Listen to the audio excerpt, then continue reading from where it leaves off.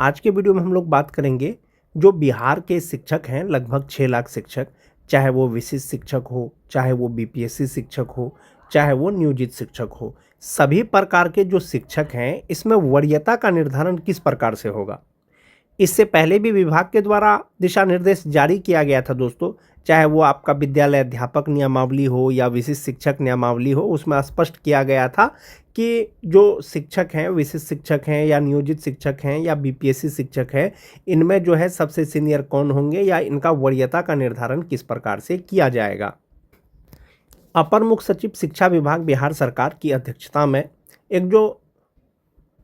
VC हुआ था दोस्तों, उसमें जो है स्पष्ट रूप से ये कहा गया था कि शिक्षकों की वरीयता सूची के बारे में कि जिला स्तर पर शिक्षकों का वरीयता सूची संधारण करने का प्रावधान संगत नियमावली में पूर्व से है। ये जो कहा गया है आपका विशिष्ट शिक्षकों के बारे में कहा गया है कि जो विशिष्ट शिक्षक हैं उसका जो वरीयता सूची बनेगा या जिस पर उसका जो सीनियरिटी होगा वो नियमावली में पहले से दिया हुआ है। साथ ही इस संबंध में सचिव शिक्षा विभाग के स्तर से विभिन्न कोटि के शिक्षकों के अंतर वरीयता का मापदंड भी संसूचित है, यानी कि और सब जो कैटेगरी के शिक्षक हैं उनमें वरीयता का निर्धारण किस प्रकार से होगा वो भी संसूचित है। वर्तमान परिस्थिति में यह आवश्यक हो गया है कि वर्ग 1 to 5, 6 to 8, 9, 10 एवं 11, 12 के लिए जिला स्तर पर शिक्षकों की अलग अलग समेकित वरीयता सूची तैयार किया जाए। यानी वीडियो कॉन्फ्रेंसिंग के माध्यम से जो अपर मुख्य सचिव है, तत्कालिक जो अपर मुख्य सचिव थे शिक्षा विभाग के, उन्होंने ये कहा था कि 1 to 5 का, 6 to 8 का, 9, 10 का, 11, 12 का जो भी कैटेगरी के शिक्षक हैं सबका वरीयता सूची अलग अलग तैयार किया जाए। इस संबंध में सभी जिलों को जिला स्तर पर आवश्यक कार्रवाई करने का निर्देश दिया गया है। एक तो ये हो गया दोस्तों कि सबसे सीनियर कौन होंगे, एक तो नियमावली के अनुसार आपका सीनियरिटी हो गया, दूसरा चीज होगा दोस्तों बेसिक पे के अनुसार। जाहिर सी बात है जिसका मूल वेतन ज़्यादा होगा वो सीनियर होंगे। शिक्षा विभाग के द्वारा एक पत्र पहले भी आया था दोस्तों जिसमें यह कहा गया था कि किसी भी वरीय शिक्षक का वेतन, मूल वेतन जो है कन्या शिक्षक से कम नहीं होना चाहिए। इस तरह का पत्र आया था। तो आप ये मान के चलें कि जो भी सीनियरिटी होगा, जो भी सबसे सीनियर होंगे वो नियमावली के अनुसार होंगे या रूल के हिसाब से होंगे, जो भी नियमावली कहता है, चाहे वो विशिष्ट शिक्षक हो, चाहे वो बीपीएससी शिक्षक हो, चाहे वो नियोजित शिक्षक हो, चाहे वो अन्य कैटेगरी के शिक्षक हो।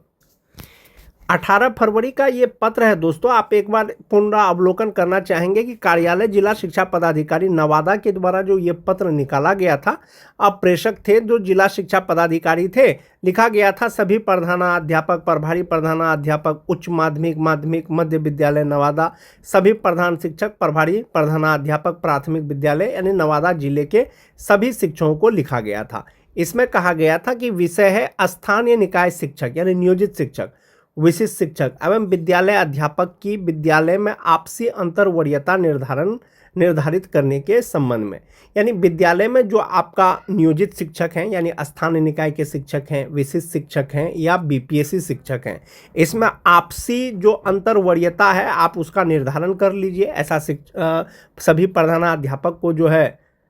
ये पत्र प्रेषित किया गया था।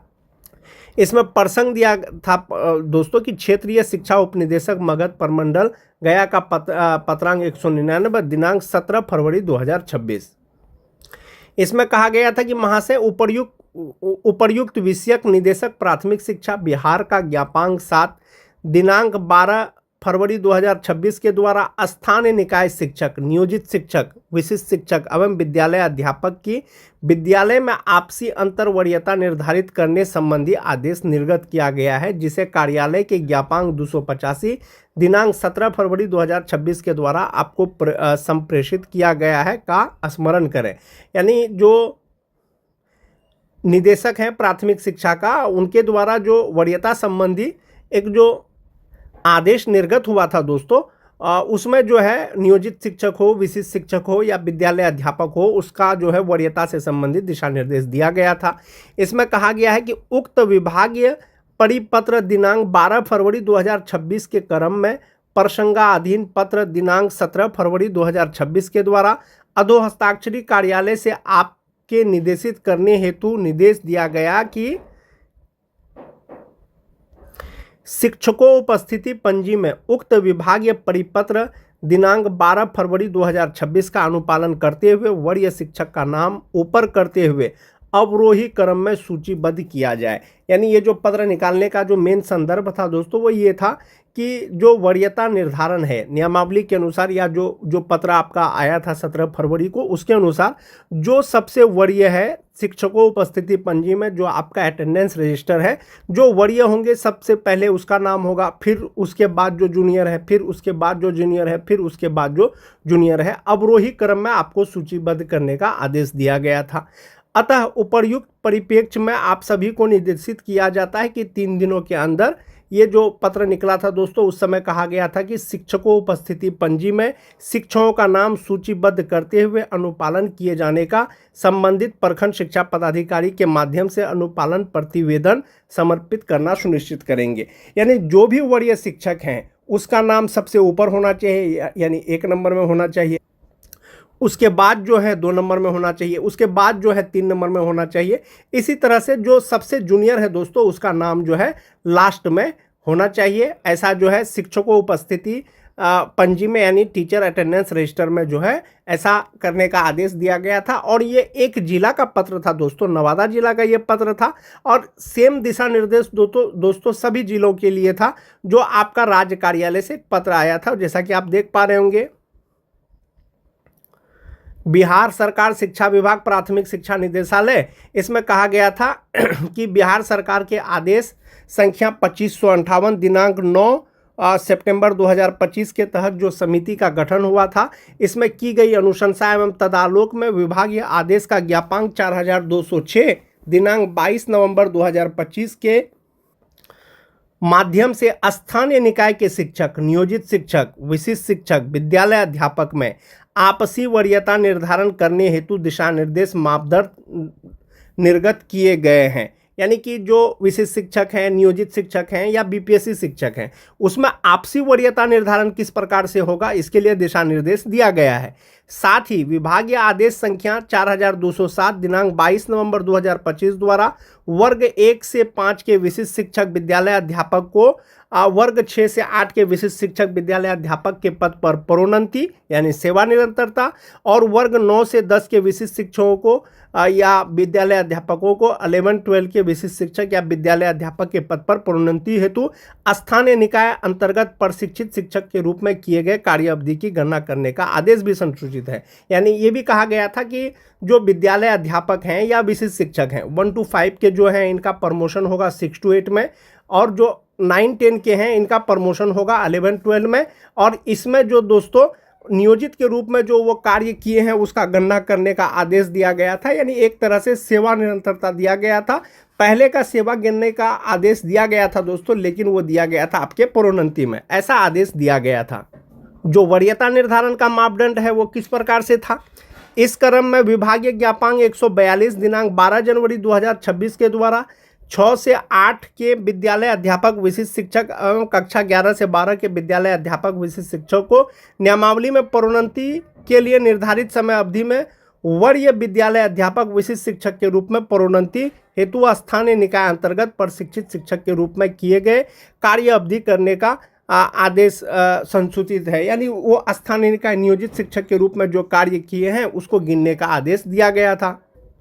इसमें कहा गया था कि यह भी उल्लेखनीय है कि विभागीय आदेश ज्ञापांक 4206 दिनांक 22 नवंबर 2025 के द्वारा निर्गत किए गए मापदंडों यथा कंडिका 2 का क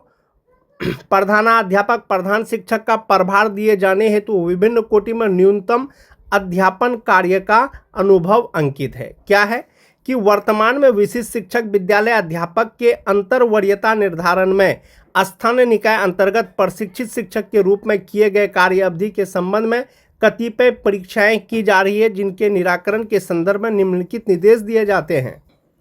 इसमें कहा गया दोस्तों कि प्रारंभिक विद्यालयों के जिला संवर्ग के सहायक शिक्षक यानी मरणशील, माध्यमिक विद्यालयों के प्रमंडलीय संवर्ग के सहायक शिक्षक जो मरणशील पद है, स्थानीय निकाय के शिक्षक, सक्षमता उत्तीर्ण होने के उपरांत विशिष्ट शिक्षक एवं बिहार लोक सेवा आयोग के आधार पर विद्यालय अध्यापक के पद पर नियुक्त शिक्षकों से संबंधित नियमावली में उनके संवर्ग के शिक्षकों की वरीयता का निर्धारण हेतु दिशा निर्देश उपलब्ध है, जो यथावत रहेगा। इसमें यह कहा गया था कि सबसे पहले जिसको प्रशिक्षित वेतनमान मिल रहा था वही वरीय होंगे, चाहे अगर कोई नियोजित शिक्षक हैं, विद्यालय अध्यापक हैं या विशिष्ट शिक्षक हैं एक ही विद्यालय में, और जो नियोजित शिक्षक है दोस्तों उसको सबसे पहले से प्रशिक्षित वेतनमान मिल रहा है, तो तीनों शिक्षक में जो है जो स्थानीय निकाय के शिक्षक होंगे, नियोजित शिक्षक होंगे, वही वरीय होंगे। पूर्व की भांति जिन माध्यमिक उच्च माध्यमिक विद्यालयों में परमंडलीय संवर्ग के सहायक शिक्षक पद स्थापित होंगे उन्हें स्थानीय निकाय शिक्षक, विशिष्ट शिक्षक, विद्यालय अध्यापक से वरीय माना जाएगा। जो पुराने वेतनमान वाले शिक्षक होंगे वो नियोजित शिक्षक, विशिष्ट शिक्षक या बीपीएससी शिक्षक से वरीय होंगे। इसी प्रकार प्राथमिक मध्य विद्यालय में यदि जिला संवर्ग के सहायक शिक्षक हैं तो वो नियोजित शिक्षक, विशिष्ट शिक्षक और बीपीएससी शिक्षक से वरीय होंगे। इसमें यह स्पष्ट किया गया था कि वरीयता का निर्धारण प्रशिक्षित वेतनमान प्राप्त करने की तिथि अहर्ता जिन्हें प्रशिक्षित वेतनमान पहले मिला है के आधार पर किया जाएगा। अगर कोई एक विद्यालय में नियोजित शिक्षक हैं, जो जैसा कि मैंने आपको बताया कहीं पर बीपीएससी शिक्षक हैं, कहीं पर विशिष्ट शिक्षक हैं, और जो सबसे पहले प्रशिक्षित वेतनमान मिल रहा है वो नियोजित शिक्षक को मिल रहा है, तो विशिष्ट शिक्षक और बीपीएससी शिक्षक से नियोजित शिक्षक सीनियर होंगे। प्रशिक्षित वेतनमान प्राप्त करने की तिथि समान होने की स्थिति में जन्म तिथि के आधार पर वरीयता का निर्धारण किया जाएगा, अर्थात जिनका जन्म तिथि पहले होगा वो वरीय होंगे और उन्हें प्रधानाध्यापक का प्रभार दिया जाएगा। जन्म तिथि समान होने की स्थिति में अंग्रेजी के जो अल्फ़ाबेट हैं उसके अनुसार जिस शिक्षक का नाम पहले आएगा वो जो है वरीय होंगे। प्राथमिक विद्यालयों के लिए कहा गया था कि दोस्तों की प्राथमिक विद्यालय जिला संवर्ग के सहायक शिक्षक जो मरणशील हैं पदस्थापित नहीं होने की स्थिति में बिहार प्रारंभिक विद्यालय प्रधान शिक्षक नियमावली 2024 में प्रधान शिक्षक के पद पर सीधी नियुक्ति हेतु निर्धारित मापदंड के आधार पर आपसी वरीयता निर्धारण करते हुए प्रभावी प्रधान शिक्षक के रूप में कार्य करने हेतु प्राधिकृत किया जा सकता है। इसके अनुसार 1 से 5 के लिए न्यूनतम 8 वर्ष जो प्रशिक्षित शिक्षक के रूप में है शिक्षण अनुभव वो होना जरूरी है। स्थानीय निकाय शिक्षक, प्रशिक्षित शिक्षक, विशिष्ट शिक्षक, विद्यालय अध्यापक अथवा स्थानीय निकाय शिक्षक, प्रशिक्षित शिक्षक, विशिष्ट शिक्षक अथवा स्थानीय निकाय शिक्षक एवं विद्यालय अध्यापक को प्रधान शिक्षक के रूप में कार्य करने हेतु प्राधिकृत किया जा सकता है। ये जो दिशा निर्देश था दोस्तों वो ये था कि पुराने वेतनमान वाले शिक्षक सबसे सीनियर होंगे, उसके बाद जो है नियोजित शिक्षक, विशिष्ट शिक्षक या बीपीएससी शिक्षकों में जिनको सबसे पहले प्रशिक्षित वेतनमान मिल रहा है वो जो है वरीय होंगे। इसी के आधार पर वरीयता निर्धारण करने का जो है निर्देश दिया गया था। और एक जिला के द्वारा जो पत्र निकाला गया था दोस्तों वो शिक्षकों उपस्थिति पंजी में उसी के अनुसार जो है शिक्षक का नाम लिखने का आदेश दिया था। जो विशिष्ट शिक्षक नियमावली 2023 यथा संशोधित 2024 था दोस्तों, इसका जो है पॉइंट नंबर 7 मोस्ट इम्पोर्टेंट था कि जो वरीयता का सूची बनेगा वो जिला स्तर पर वरीयता का सूची बनेगा और 1 to 5 का अलग बनेगा, 6 to 8 का अलग बनेगा, 9, 10 का अलग बनेगा। तब वरीयता का निर्धारण किस प्रकार से होगा, तो एक बात ये चीज़ क्लियर है दोस्तों, आप ये चीज़ समझ लें कि 1 to 5 के जो शिक्षक हैं ये जूनियर होंगे 6 to 8 के शिक्षक से, यानी 6 to 8 के सीनियर शिक्षक जो है 1 to 5 से सीनियर होंगे। उसी तरह से 9, 10 के शिक्षक 6 to 8 से सीनियर होंगे। उसी तरह से 11, 12 के शिक्षक जो है वो 9, 10 से सीनियर होंगे, यानी सबसे जूनियर 1 to 5 के, सबसे सीनियर 11, 12 के शिक्षक होंगे। ये उसके बाद है दोस्तों कि वरीयता का निर्धारण निम्नलिखित मापदंडों के अनुसार किया जाएगा। क्या मापदंड? स्थानीय निकाय शिक्षक के रूप में प्रशिक्षित वेतनमान प्राप्त करने की तिथि से जिसको सबसे पहले प्रशिक्षित वेतनमान मिला है या मिल रहा है वही सीनियर होंगे। जहां 2 शिक्षक उपर्युक्त मापदंड के अनुसार एक ही तिथि साझा करते हैं उनकी जन्म तिथि वरीयता तय करने के लिए मापदंड होगा। एक ये हो गया दोस्तों कि प्रशिक्षित वेतनमान की तिथि से तो वरीयता का निर्धारण किया जाएगा, लेकिन बहुत सारे शिक्षक ऐसे होंगे जिनका प्रशिक्षित वेतनमान का तिथि एक ही है, तो ऐसी स्थिति में जो उनका वरीयता का निर्धारण होगा उनका जन्म तिथि के अनुसार होगा। अगर जन्म तिथि भी सेम हो तब उसका जो है नाम का अंग्रेजी का जो अल्फ़ाबेट है जिसका सबसे पहले आएगा वो सीनियर होंगे। उसके अतिरिक्त एक चीज़ है दोस्तों कि इसके अतिरिक्त अगर कोई मामला आता है तो विभाग इस पर निर्णय लेगा। अब एक चीज़ ये समझ जाइए दोस्तों, जो टीटी पास शिक्षक हैं, चाहे वो जनरल टीटी हो चाहे तो वो उर्दू टीटी हो 2013 से लेकर के 16 तक, तो मोस्टली शिक्षकों का जो प्रशिक्षण पूर्ण हुआ है दोस्तों वो 31 मार्च 2019 को हुआ है। तो बहुत सी संख्या में है, तो जब बहुत सी संख्या में है तो इसमें जो है वरीयता का निर्धारण किस प्रकार से किया जाएगा, यानी प्रशिक्षित वेतनमान का तिथि तो बहुत सारे शिक्षकों का एक हो गया, तो जन्म तिथि के आधार पर होगा, उसके बाद इंग्लिश अल्फ़ाबेट उसके नाम के आधार पर होगा, और इसके अतिरिक्त कोई मामला आएगा तो विभाग इस पर निर्णय लेगा दोस्तों। तो जहाँ तक बात वरीयता निर्धारण का है वो नियमावली, विशिष्ट शिक्षक नियमावली के अनुसार यही नियम के अनुसार होगा। क ख ग इसके अतिरिक्त कोई मामला आता है तो शिक्षा विभाग इस पर निर्णय लेगा। और जहाँ तक बात टीटी पास शिक्षकों का है दोस्तों, अब भारी संख्या में जो है टीटी पास शिक्षक एक ही तिथि को प्रशिक्षित हुए थे, यानी प्रशिक्षित वेतनमान उसको 31 मार्च 2019 से मिल रहा था या 31/3/2019 तक उनका प्रशिक्षण पूरा हो गया था। ऐसी स्थिति में दोस्तों टीटी पास शिक्षकों का वरीयता निर्धारण किस प्रकार से किया जाएगा, वो तो नियमावली के ही अनुसार किया जाएगा। आने वाले समय में पता चलेगा कि विभाग इसके लिए क्या निर्णय लेती है। विभाग तो दोस्तों गाइडलाइन जारी कर दिया है कि जो जिनका प्रशिक्षण सबसे पहले हुआ है